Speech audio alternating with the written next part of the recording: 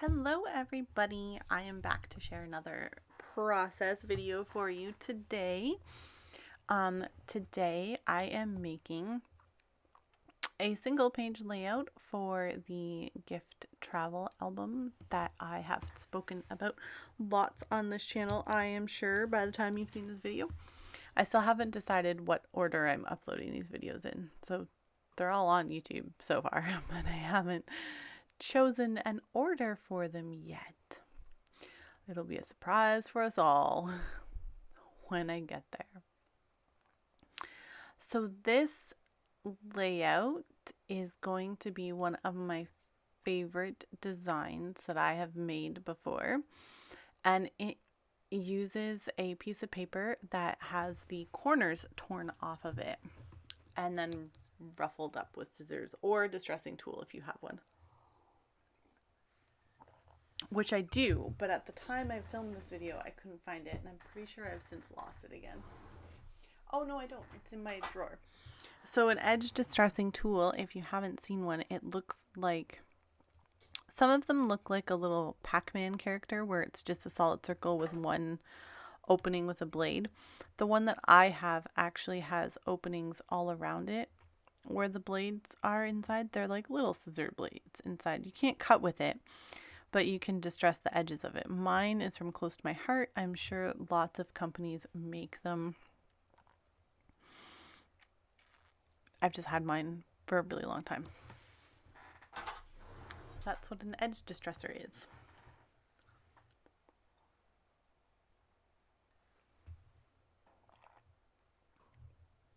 Not really sure what I'm doing here.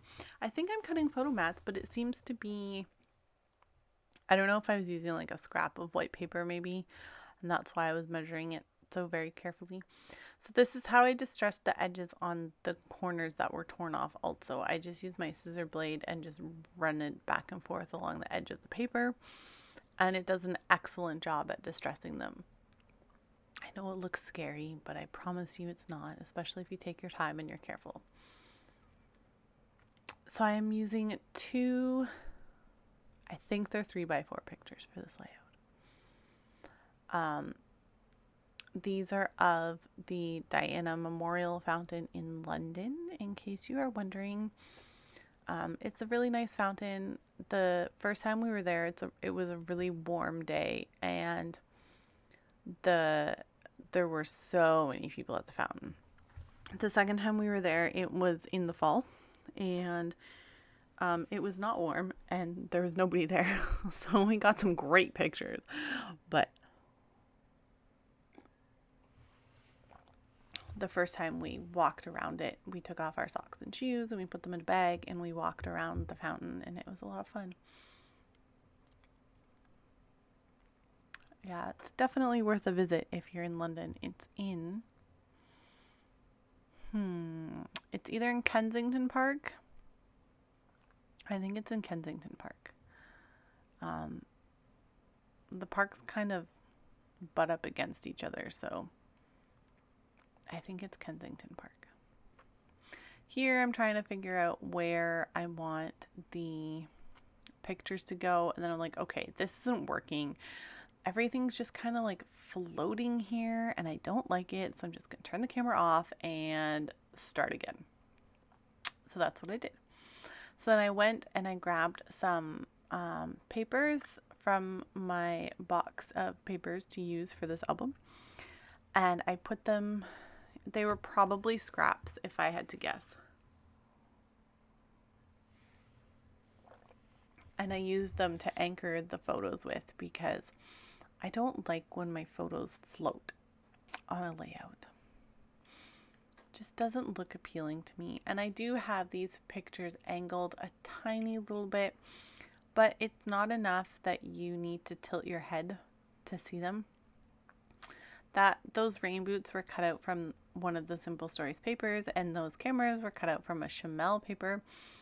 And I think that's... Oh no, I'm sorry. Those were cut out from a Vicky Boutin paper. I got that wrong. The viewfinders are from Nicole Jones 911, which you can find on her website, which is NicoleJones911.com.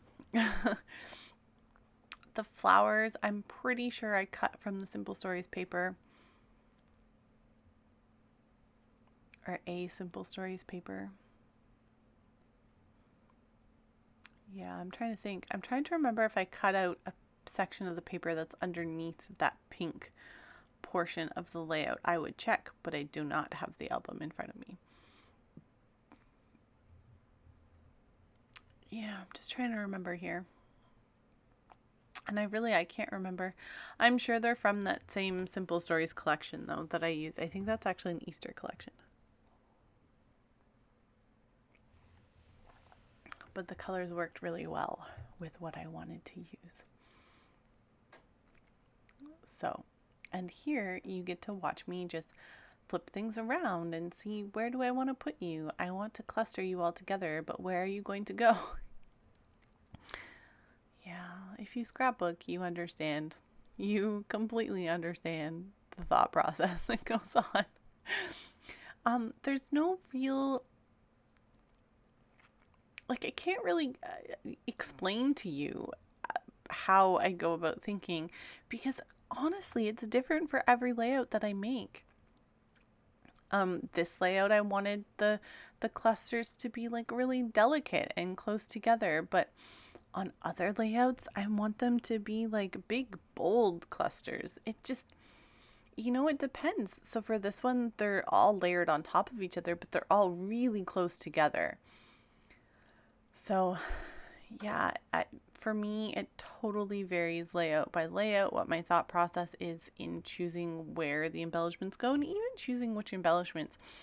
I mean, here I went with flowers and rain boots because of the fountain and the fact that you can walk through the fountain, and that's why I chose rain boots. And the rain boots had flowers sticking out the top, and I was like, oh, excellent, I'll cut some flowers out and use those to embellish the page with. And then I was like, well, flowers mean butterflies, and I have butterfly cut aparts. And then I was like, oh, but I want some circle elements so that I can, break up all these rectangular pieces. Perfect. Viewfinders, excellent. And like, explaining it to you probably takes longer than my actual process of finding all of those pieces does.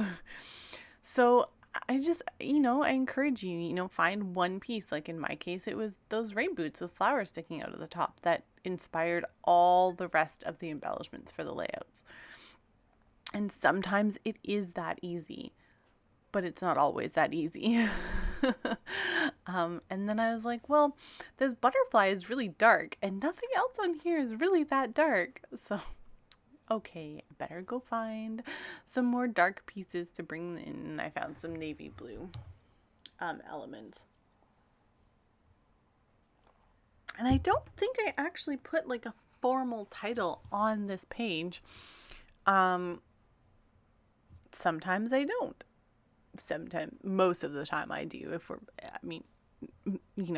99% of the time my layouts have a formal title element on them, but sometimes they don't. So thank you all for coming to watch my layout with me. I hope you learned something about creating embellishment clusters.